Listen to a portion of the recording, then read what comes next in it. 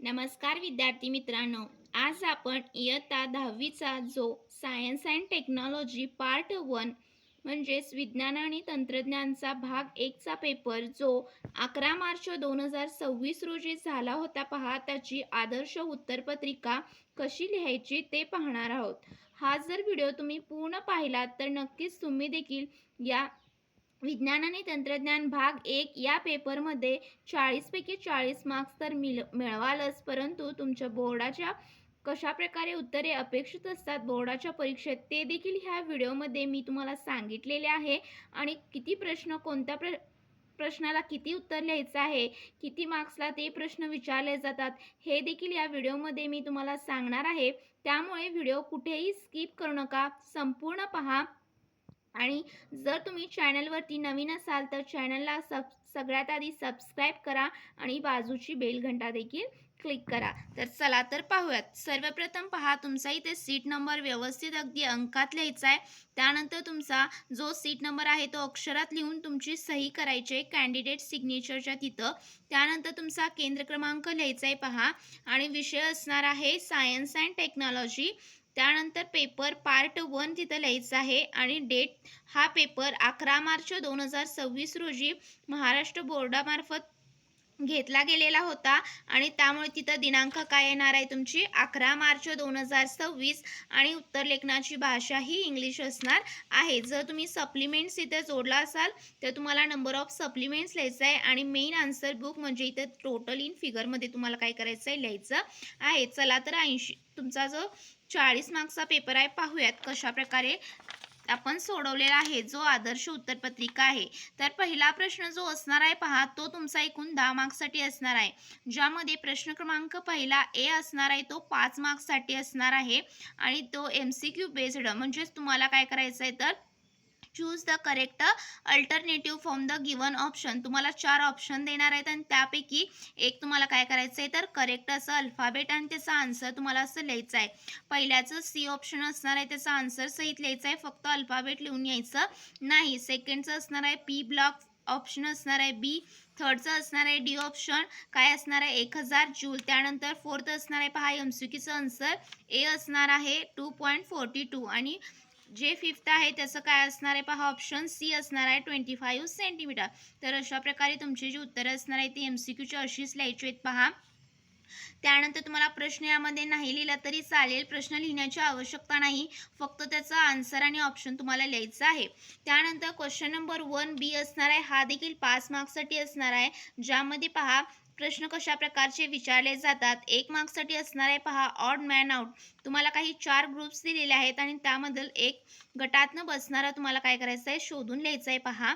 तर इथं transformation of ice into water he physical reaction आहे, फिजिकल प्रोसेस आहे.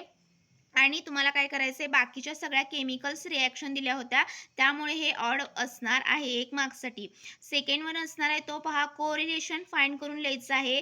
मास हे किलोग्रॅममध्ये मेजर केलं जातं, तर वेट हे न्यूटनमध्ये केलं जातं. तर हे ह्याचं कोरिलेशन असणार आहे आणि ते तुम्हाला लिहायचं आहे अशा प्रकारे व्यवस्थित 1 मार्क्ससाठी. थर्ड क्वेश्चन असणार आहे पहा, ते तुम्हाला काय करायचं आहे, दिलेलं स्टेटमेंट हे ट्रू आहे की फॉल्स तुम्हाला करायचं आहे पहा. The volume of water at 4 degree Celsius is maximum. हे स्टेटमेंट चुकीचं आहे. तुम्हाला स्टेटमेंट लिहिण्याची आवश्यकता नाही, परंतु तुम्हाला मी इथं समजण्यासाठी स्टेटमेंट लिहिलेलं आहे, तुम्ही लिहिलात तरी चालेल, ते पेपर प्रेझेंटेशनसाठी अगदी व्यवस्थित दिसणार आहे.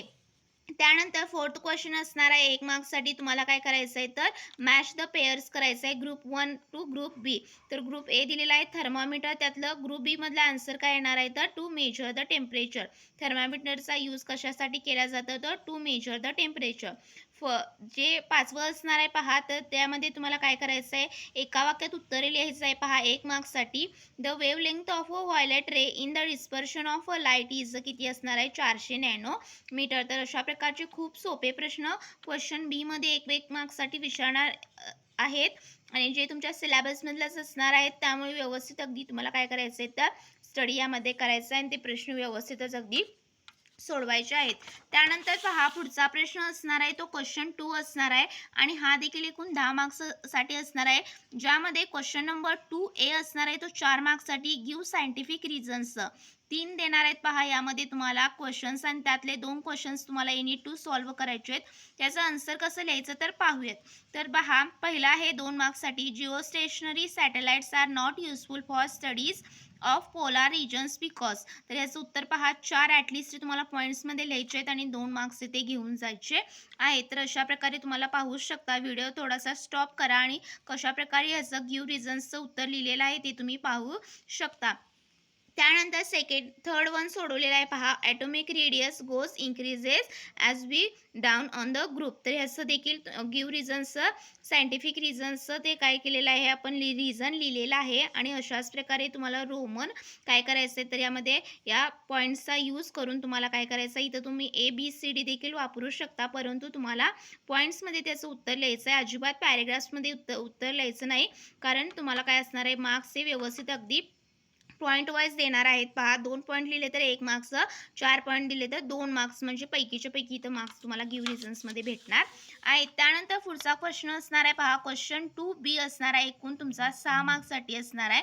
तर त्यामधले तुम्हाला कोणतेही 3 सोडवायचे आहेत, 5 देणार आहेत. तर पहिलं पहा, 2 मार्क्ससाठी अलाव.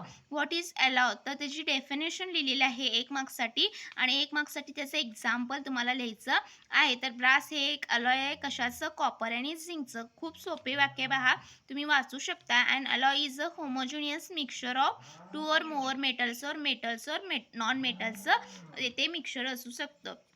त्यानंतर तुम्हाला डिफरन्स विचारलाय पहा, ऑक्सिडेशन आणि रिडक्शनचा 2 मार्क्ससाठी परत एकदा, आणि व्यवस्थित अगदी त्याचं देखील तुम्हाला काय करायचं आहे, असं व्यवस्थित अगदी बॉक्स काढायचा आहे. इकडे ऑक्सिडेशन आणि इकडे रिडक्शन, त्याची व्याख्या, त्यानंतर त्याचे एक्झाम्पल्स, आणि त्या रिॲक्शनमध्ये काय होतं, ऑक्सिडेशन नंबर इन्क्रीजेस होतं का डिक्रीजेस होतं, ते व्यवस्थित अगदी लिहायचं आहे. जर करेक्ट लिहिला तर 2 पैकी 2 मार्क्स तुम्हाला ह्या डिफरन्समध्ये मिळणार आहेत. त्यानंतर पहा, पुढचा प्रश्न असणार आहे तो तुमचा असणार आहे क्वेश्चन नंबर 2B असणार आहे, थर्ड 2 मार्क्ससाठी. त्यामध्ये तुम्हाला बेन्झिनचा मॉलिक्युलर फॉर्म्युला लिहायचा आहे पहा, आणि त्यानंतर तुम्हाला काय करायचं आहे, तर बेन्झिनचं स्ट्रक्चर काढायचं आहे. 1 मार्क्ससाठी मॉलिक्युलर फॉर्म्युला आणि 1 मार्क्ससाठी तुम्हाला स्ट्रक्चर काढायचं आहे. व्यवस्थितच अगदी तुम्हाला काय करायचं आहे, ह्याचं स्ट्रक्चर काढायचं आणि त्याचा मॉलिक्युलर फॉर्म्युला हा लिहायचा आहे. त्यानंतर पुढचा प्रश्न देखील सोडवलेला आहे पहा, 2 मार्क्ससाठी. एक प्रॉब्लेम दिलेला आहे, तो तुम्हाला सॉल्व्ह करायचा आहे. त्यातील गिवन डेटामध्ये काय काय लिहिलेलं आहे पहा, पोटेन्शियल डिफरन्स लिहिलेला आहे, करंट दिलेला आहे, तुम्हाला पॉवर फाइंड करायची आहे. तर याचं उत्तर काय असणार आहे पहा, फॉर्म्युला यूज करायचा आहे. Power is equal to potential difference into current. तर किती येणार आहे पहा, 10 हवर्समध्ये किती युनिट्स ऑफ इलेक्ट्रिसिटी कंझ्युम होणार आहे, तर इथं केलेलं आहे पहा, 99 वॅट्स इंटू 10 हवर्स, म्हणजे किती, 990 वॅट हवर. तर इथं किती येणार आहे, तर किलो वॅट हवर, म्हणजे 0.99 units of electricity will be consumed. 2 मार्क्ससाठी खूप सोपं असणार आहे पहा. त्यानंतर पुढचा प्रश्न असणार आहे पहा, क्वेश्चन 3 असणार आहे, एकूण 15 मार्क्ससाठी, आणि यामध्ये तुम्हाला कोणतेही 5 प्रश्न सोडवायचे आहेत. प्रत्येक प्रश्नाला 3-3 मार्क्स असणार आहेत, त्यामुळे एनी 5 सोडवायचे आहेत. जास्तीचे सोडवत बसू नका, जे तुम्हाला येतील तेच प्रश्न तुम्हाला काय करायचे आहेत, सॉल्व्ह करायचे आहेत पहा. गिवन काय दिलेलं आहे, height of satellite H height दिलेला आहे.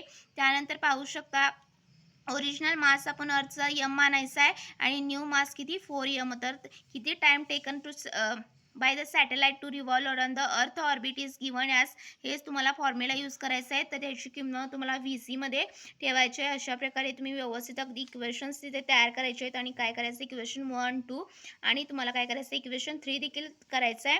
आणि त्यावरून तुम्हाला काय करायचं आहे, तर इथं पाहू शकता T4M तुम्हाला काय करायचं आहे, तर इथं काढायचं आहे. किती येणार आहे, 12 हवर्स येणार आहे. पिरियड किती येणार आहे, त्याचा टाइम रिव्हॉल्युशन किती येणार आहे, तर 12 हवर्स इतकं येणार आहे. अशा प्रकारे तुम्हाला 3 मार्क्ससाठी थोडंसं तुम्हाला काय करणार आहेत, अवघड प्रश्न विचारणार आहेत, आणि त्याचे स्टेप्स तुम्हाला लिहायचे आहेत, आणि तरच तुम्ही काय करू शकता, हे सोडवू शकता. जर तुम्हाला ते प्रॉब्लेम्स अवघड जात असतील तर तुम्ही थेअरी देखील सोडवू शकता.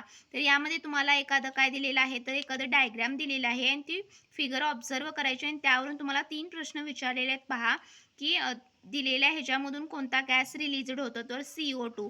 त्यानंतर कॅल्शियम कार्बोनेटमुळे लाईम वॉटर टर्न्स मिल्की आणि त्याच्याशी रिलेटेड केमिकल रिॲक्शन लिहायचे. तर प्रत्येक ए, बी, सी या प्रत्येकासाठी 1-1 मार्क्स असणार आहे. त्यानंतर तिसरा असणार आहे तुम्हाला एखादा पॅराग्राफ देणार आहे आणि त्यावरचे 3 प्रश्न विचारणार आहेत. त्याचं उत्तर तुम्हाला पॅराग्राफमध्येच असणार आहे आणि ते फक्त तुम्हाला शोधून लिहायचं आहे. प्रत्येक प्रश्नाला 1-1 मार्क्स असणार आहे. पहा, हा देखील सोपा प्रश्न तुम्हाला असणार आहे. त्यानंतर याच्यामध्ये वेगवेगळ्या टाईप्सचे प्रश्न देखील विचारले जातात.